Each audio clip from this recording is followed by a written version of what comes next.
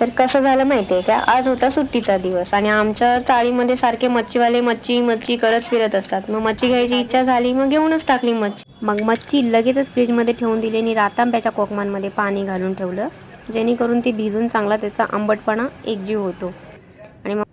आणि मग साफ केलेल्या मच्छीवरती तिखट मीठ हळद मसाला लावून कोकमाचं पाणी चिटकून घेतलं आणि कॉर्नफ्लावर आणि तांदळाचं पीठ घेतलं. मी रवा तर वापरणार नाही आहे, तर थोडंसं मच्छीमध्ये पण टाकलं आणि मच्छीलासुद्धा वरून तर कॉर्नफ्लावर आणि तांदळाचं पीठ लावून ते तेलामध्ये तळून घेतले.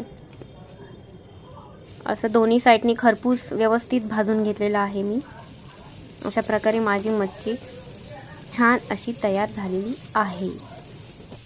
जर का तुम्हाला माझा व्हिडिओ आवडला असेल तर नक्की लाईक करा, फॉलो नाही केलं तरी चालेल.